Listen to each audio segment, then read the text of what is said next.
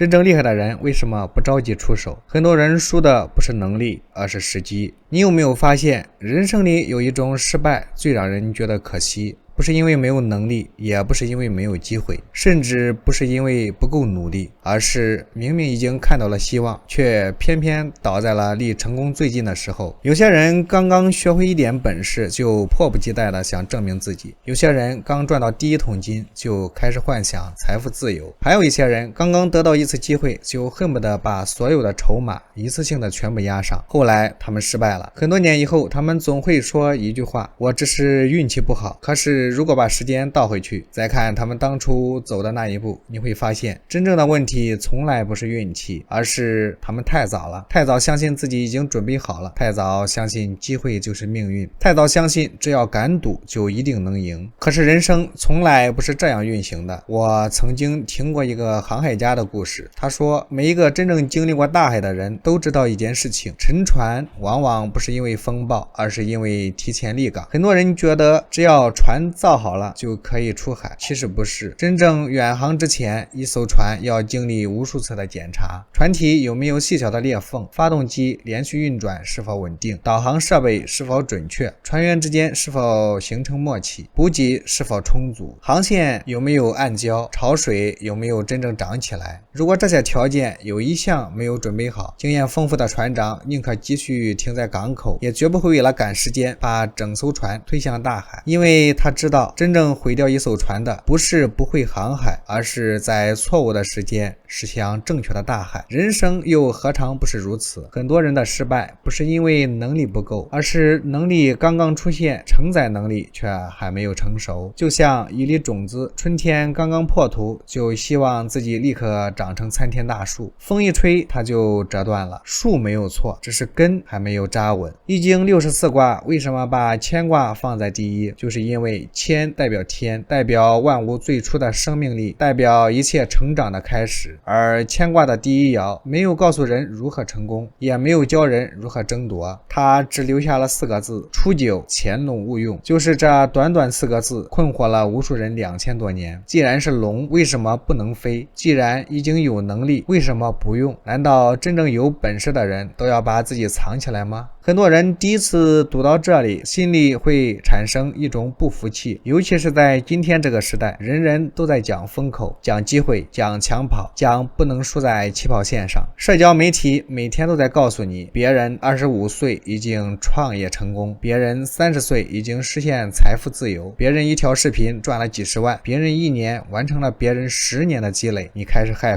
怕慢一點就會被時代拋棄，害怕等一等機會就沒有了。於是你越來越着急，急着賺錢，急着升職，急着證明自己，着急讓所有人看到你已經是一條龍了。可是易經告訴我們的第一課卻恰恰相反，真正厲害的人從來不是最急着出手的人，而是最懂得等待的人。不過這裡的等待並不是消極，也不是躺平，真正的等待是一種安靜而持續的積蓄。就像冬天的大地，表面上一片沉寂，樹葉落了，河流漫了，山林安靜了，可是地底下无数的根系仍在悄悄地生长，泥土里的養分仍在積累，冰层下面河水仍在流动，生命從未停止，只是沒有急着向外表現。道家說，大器晚成，大音希聲，大象無形。真正巨大的力量在形成的時候往往都是安靜的，它不會急着向世界證明自己，因為真正成熟的力量從來不需要證明。今天的人最容易犯的錯誤就是把表現自己當成了成就自己，剛讀几本書就急着當老師，剛賺一點錢就急着教別人投資，剛取得一點成績就急着擴大規模。可真正的高手卻總在別人看不見的地方默默地完成最重要的成長。他們知道人生不是百米冲刺，而是一场遠航。真正決定一艘船能走多遠的，不是它離開港口的那一刻有多快，而是它在離港之前是否已經做好了承載風浪的一切準備。所以乾卦的第一爻並不是告訴我們不要行動，它真正想告訴我們的是一個很多人直到跌倒以後才明白的道理：一个人的能力并不能決定他的命運，真正決定命運的是能力、位置、時機和承載的條件能否在同一時間共同成熟，也正是潛龍勿用真正要解開的第一層智慧。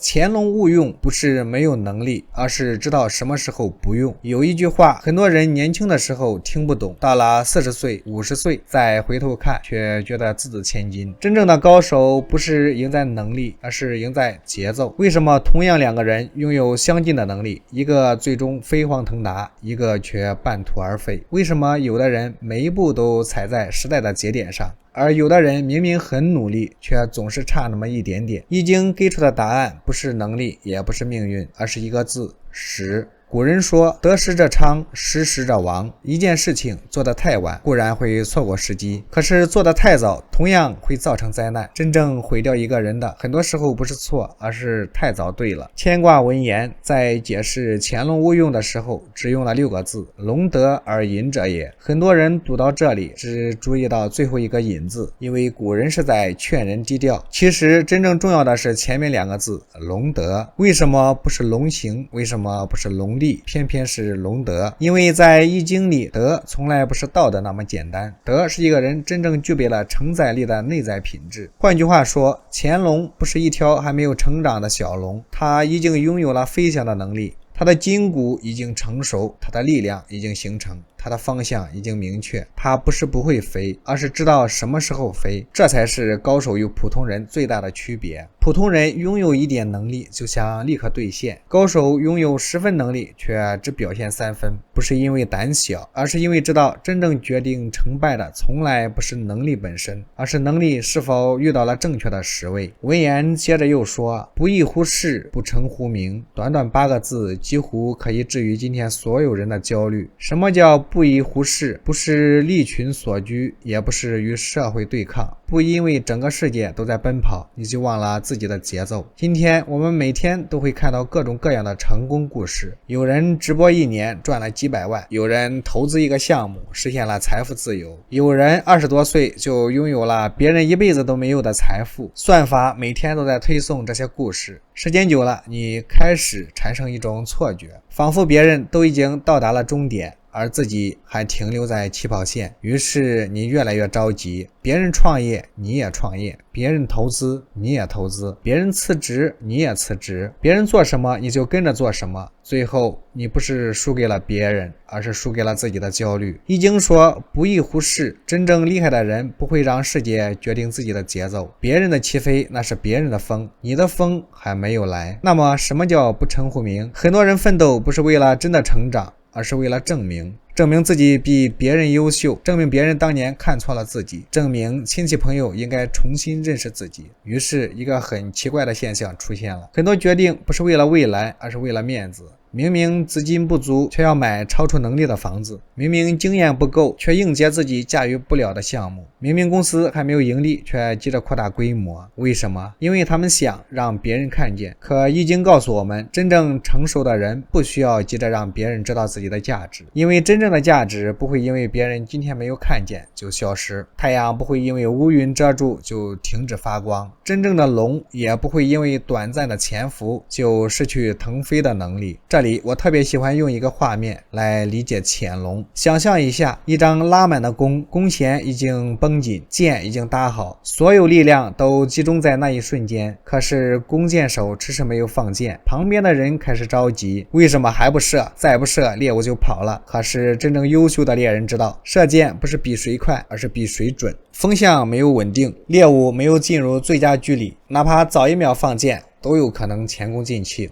於是他繼續等待，在外人看來他什麼都沒有做，實際上他一直在觀察風向，調整呼吸，穩定手臂，讓箭頭與目標慢慢重合。真正決定那一箭是否命中的，不是放箭的一瞬間，而是放箭之前所有安靜的準備。人生也是如此，很多人羨慕別人一飛沖天，卻沒有看見那些真正騰空的龍早已在無人知曉的深淵裡沉潛了無數個春秋。所以潛龍勿用，真正的智慧從來不是隱藏自己，而是是隱藏自己的急躁，隱藏那顆急於證明自己的心，隱藏那份害怕落後的焦慮。真正的高手不會因為別人已經啟程就懷疑自己的方向，他們更願意把時間用來做一件更重要的事，讓自己成為一艘真正能夠穿越風暴的船，而不是一艘只會搶先立港的船。可是這裡又出現了一個很多人都會困惑的問題，如果一直潛伏，會不會錯過時機？如果一直等待，會不會變成懦弱？潛龍和逃避到底有什麼區別？乾卦接下來的智慧恰恰回答了這個問題，而現實中無數創業者、投資者、職場精英、中年家庭的興衰也都藏在這個答案裡面。下面我們就從真實的人生故事開始，看看為什麼90%的人並不是敗給別人，而是敗給了自己過早展開的人生。人生最大的失敗不是沒有機會，而是把適航當成了遠航。一位老船長接受採訪，記者問他，您這一生航海幾十年，遇到過那麼多風暴，你覺得最危險的是什麼？大家都以為他會說海嘯，會說颶風，會說暗礁。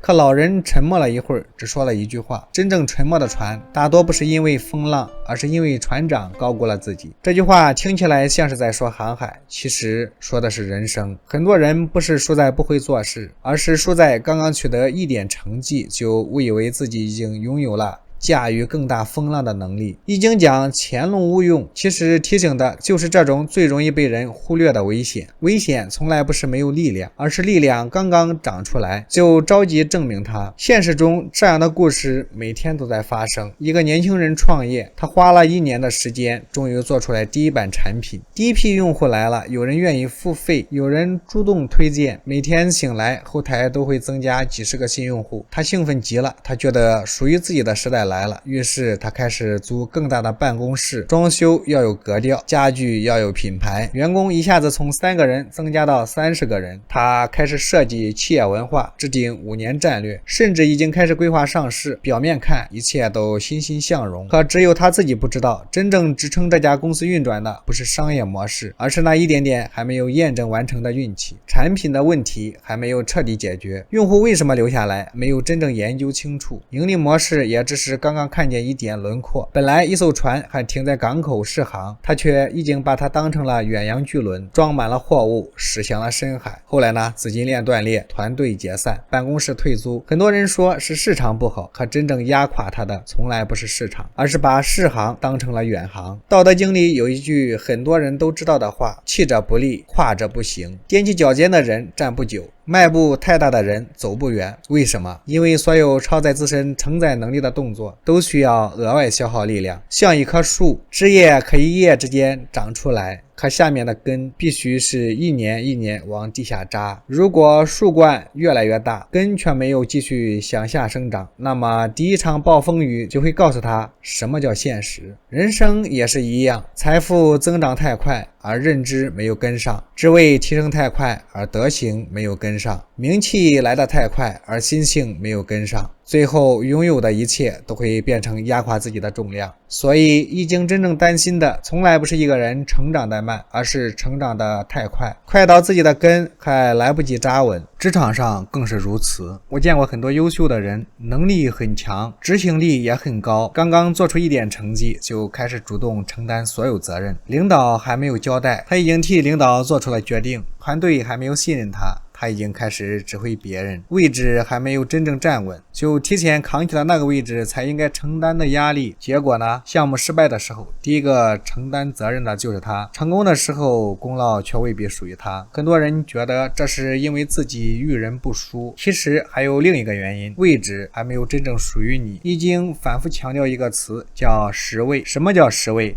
不是只有能力就夠了，還要有與你能力相匹配的位置。能力像水，位置像河道，河道太窄，再大的洪水也只會决堤。所以真正成熟的人不會急着去承擔一個還沒有準備好的身份，他知道今天別人給你一个位置，不代表你已經擁有了承載這個位置的力量。真正屬於你的位置不是搶來的，而是你的能力、品德、經驗、信任共同成長以後自然形成的。家庭也是如此。這些年我見過太多這樣的故事，夫妻2個收入剛剛增加一點，就覺得未來一定會越來越好，於是換更大的房子，買更貴的汽車，貸款20年、30年，孩子上最貴的培訓班，生活看起來越来越體面。可他們沒有發現，真正支撐這一切的不過是一份還算穩定的工資。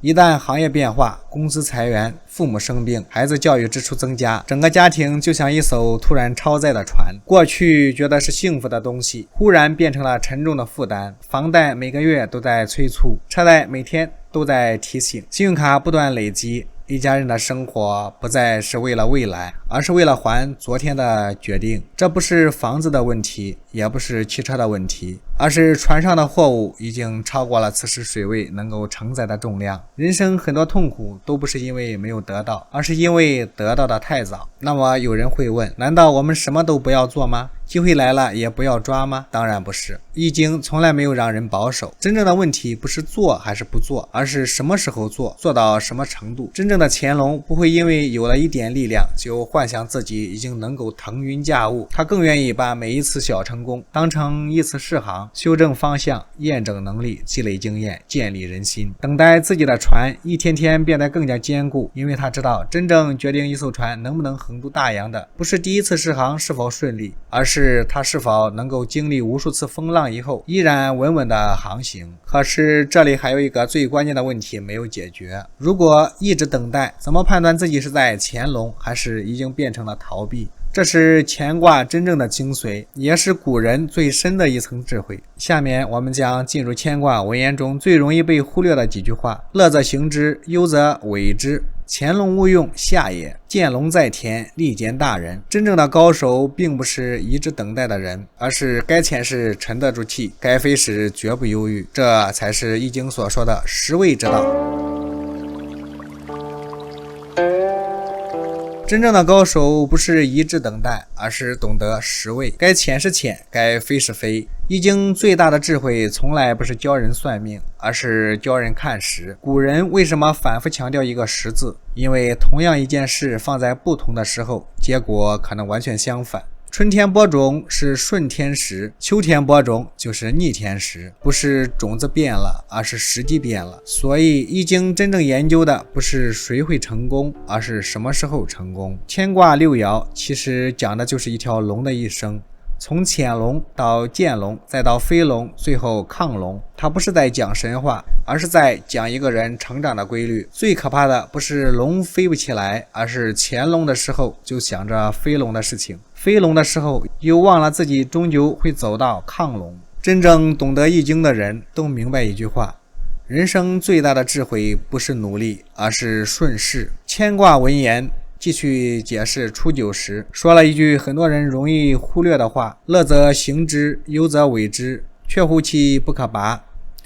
這句話如果翻譯成今天的話，就是條件成熟就大膽去做，條件未成就果斷退出。注意，易經說的是為之，不是逃之。真正的高手從來不是畏懼行動的人，相反，他們比誰都敢行動，只是他們不會為了滿足自己的情緒而行動。很多人的行動其實不是來自判斷，而是來自焦慮。看到別人賺錢了，自己也想賺；看到別人創業了，自己也想創業；看到別人換車了、買房了，自己也開始坐立不安。他們不是在做自己的決定，而是在替自己的焦慮買單。焦慮是一種很神奇的力量，它會讓人誤以為只要我一直在動，我就在前進。可事實上，很多時候你越着急，離目標反而越遠。莊子裡記載過一個故事。有一次，孔子經過一條河，看見一個老人正在游泳。那條河水流湍急，旁邊的人都覺得老人必死無疑。可沒過多久，老人竟然從下游慢慢走了出來，神情平靜，仿佛什麼事都沒有發生。孔子十分驚訝，便問：“您是不是有什麼避水的秘訣？”老人笑着回答：“無他，吾食乎故，長乎性，成乎命，與水相順，而不與水相爭。”意思是我沒有什麼秘訣，只是順着水勢，不逆着水勢。水往哪裡流，我便順着它，該沉的時候沉，該浮的時候浮，所以我沒有被水淹死。莊子講的不只是游泳，而是人生。真正的高手從來不是力量最大的人，而是最懂得順勢的人。順勢不是妥協，而是知道什麼時候發力，什麼時候蓄力。就像弓箭，拉滿之後不會一直繃着，一直繃着弓弦會斷。真正的弓箭手知道什麼時候拉，什麼時候放。真正的修行也是如此。老子在《道德經》中說：講欲攝之，必固張之；講欲弱之，必固強之；講欲廢之，必固興之；講欲取之，必固與之。很多人第一次讀覺得玄妙，其實這正是自然運行的規律。任何事物在真正爆發之前，都有一個積蓄力量的過程。黎明之前是最黑暗的時候，潮水上漲之前會先退潮，箭射出去之前一定先向後拉，種子發芽之前一定先深深扎根。真正的成長從來不是一路向上，而是一邊積累，一邊等待，一邊校正方向。所以潛龍不是停止成長，恰恰相反，潛龍是成長最快的時候，只是這種成長發生在別人看不見的地方。今天這個時代，大家都喜歡立竿見影，喜歡3天見效，喜歡1個月逆襲。可自然界沒有任何一種生命是按照短視頻的節奏成長的。竹子用4、5年的時間扎根，最後幾個月衝天而起。蝴蝶在繭裡經歷漫長的蛻變，才有了展翅飛翔的那一刻。如果提前撕開繭，以為是在幫它，結果恰恰是在毀掉它。因為沒有經歷過掙扎的翅膀是飛不起來的。人生何嘗不是如此？很多人總想着早點成功，卻不知道真正值得擁有的成功，都需要時間去鍛造一個人的心性。牽掛還有一句非常重要的話：潛龍勿用，下也。很多人把下也理解成地位低，其實不止如此。它真正講的是你的位置還不足以承載你的力量。這裡的位不僅僅是職位，更是一個人所擁有的一切承載條件，包括認知、資源、人脈、信譽、團隊、家庭、財富、閱歷。這些東西就像一棵樹的根，樹冠可以長得很快，但根必須慢慢長。如果樹冠長得越來越高，而根卻沒有同步向下延伸，那麼樹倒下只是時間的問題。所以易經講的位，其實是在提醒我們，不要總想着站得更高，要先問問自己能不能站得穩。一個人真正的高度，不是他今天站在哪裡，而是風雨來的時候，他還能不能站在那裡。也正因為如此，牽掛才會在第2爻告訴我們：見龍在田，利見大人。這意味着什麼？意味着潛伏不是終點，等待也不是目的。真正的修行不是永遠躲在山裡不問世事，而是當你的能力、德行、位置和時機真正成熟以後，就應該走出來，承擔屬於自己的責任。很多人犯的第一個錯誤是還沒有準備好就急着出手，而還有另一種人犯的是相反的錯誤，機會已經到了，位置已經成熟了，能力已經具備了，但卻依然躲在我還沒有準備好的借口裡，不敢邁出那一步。這同樣違背了易經的智慧，因為潛龍勿用之後必然是見龍在田。真正的龍不會永遠潛伏，真正的修行也不是永遠等待，等待是為了更好的出發，潛藏是為了更高的飛翔。真正厲害的人一生都在做一件事，在該沉默的時候積蓄力量，在該發光的時候毫不退縮。而乾卦的最後一課也正是整部易經送給每一個人的答案。為什麼真正成熟的人從來不靠一次豪賭改變命運，而是靠一生对时的敬畏，最終走向屬於自己的飛龍在天。真正厲害的人都懂得敬畏时，潛得住才能飛得高。電影裡經常會出現這樣一個鏡頭：暴風雨來臨之前，整片海面異常平靜，海鷗停止了飛翔，空氣變得沉悶，漁船陸續駛回港口，只有沒有經驗的人還覺得今天風平浪靜是出海捕魚的最好時機。而真正的老船長卻已經默默收起船帆，繫緊纜繩。他不是膽小，而是知道大自然真正可怕的時候，往往不是風浪已經來了，而是風浪還沒有出現的時候。人生也是如此，真正厲害的人並不是比別人更勇敢，而是比別人更懂得敬畏規律，因為他們知道人這一生最大的敵人從來不是別人，而是自己的急，急着賺錢，急着成功，急着證明自己，急着讓別人認可自己。可所有過早成熟的果實都不會甘甜，所有拔苗助長的成長都終將付出代價。牽掛它講的不只是龍，它講的是每一個人的一生，從初九潛龍勿用到92的見龍在田，再到95的飛龍在天，最後來到上9的亢龍有悔。這6爻並不是6種命運，而是一個人成長的過程，必然經歷的6個階段。很多人總羨慕別人已經飛龍在天，卻忘了任何一條飛龍都曾經在無人看見的深淵裡潛伏。沒有哪一棵參天大樹是一夜之間長成的，沒有哪一條奔騰的大江不是從一滴水開始匯聚，更沒有哪一個真正成熟的人是靠一次機會、一場豪賭、一夜成名走到最後。真正改變命運的從來不是那一次飛翔，而是飛翔之前那些無人知曉的準備。古人說，君子藏器於身，待時而動。這句話很多人理解成低調，其實它講的是一種極高的人生境界。什麼叫藏器？不是把自己的本事藏起来，而是不轻易消耗自己的本事。今天很多人一有一點能力就迫不及待展示，一有一點資源就迫不及待利用，一有一點成績就迫不及待炫耀。真正的高手却恰恰相反，他们把能力当成種子，而不是烟花。烟花追求的是瞬间的绚爛，種子追求的是長久的生长。烟花只需要點燃，種子卻需要經歷風雨、黑暗、泥土和時間。所以一個追求煙花的人很容易被世界記住1分鐘，一個願意做種子的人卻可能影響世界幾十年。道家還有一句話，很多人年輕時覺得消極，年紀越大越覺得深刻。夫唯不爭，故天下莫能與之爭。真正的不爭不是什麼都不要，而是不和錯誤的時間爭，不和錯誤的位置爭，不和錯誤的人爭。你會發現山上的泉水從來不會和石頭較勁，它只是不斷流淌，時間久了石頭反而被它磨平。竹子不會和小草比春天水長得快，它知道自己的高度不屬於春天。鷹不會羨慕麻雀飛得早，因為它等待的是高空的氣流。自然界裡的一切都按照自己的節奏生長，只有人總喜歡活在別人的時間表裡。別人結婚了，自己開始焦慮；別人升職了，自己開始焦慮；別人買房了，自己開始焦慮；別人財富自由了，自己更加焦慮。於是我們慢慢忘了，人生不是賽跑，而是修行。每個人都有自己的40寒暑，都有自己的春生夏長秋收冬藏。黃帝內經講，春生夏長秋收冬藏，此天道之大經也。違背40，萬物都會受損。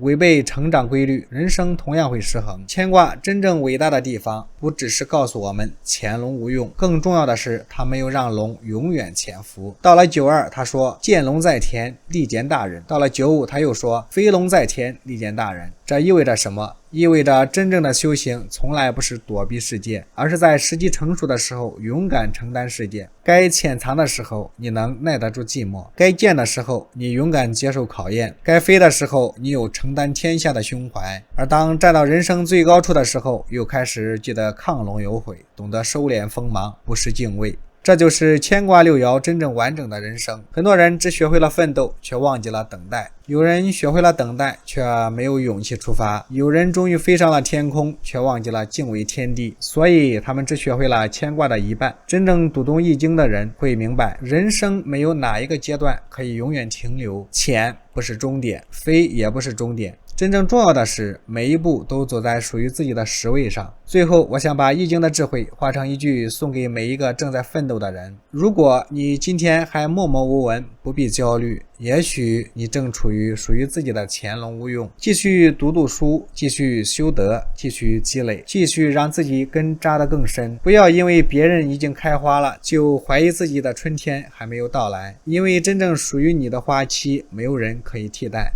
如果你今天已經擁有機會，也不要盲目激動，先問問自己，我的能力真的足以承載這份機會了嗎？我的德行真的足以駕馭這份財富了嗎？我的心性真的足以面對未來更大的風浪了嗎？如果答案是還沒有，那就繼續沉潛，因為真正的等待不是在浪費生命，而是在塑造生命。請記住，易經從來沒有告訴我們成功的人最快，它告訴我們的是另一句話：真正成功的人永遠不會提前消耗自己的命運。他們懂得藏鋒，所以鋒芒更利；他們懂得蓄勢，所以勢不可擋；他們懂得敬畏時間，所以最終被時間成全。勿用不是無能，潛藏不是退縮，等待不是停滯。真正厲害的人不會因為一時的沉默而懷疑自己，也不會因為一時的風光而迷失自己。他們只是始終相信自然有自然的節律，人生有人生的時位。當潮水真正漲起來的時候，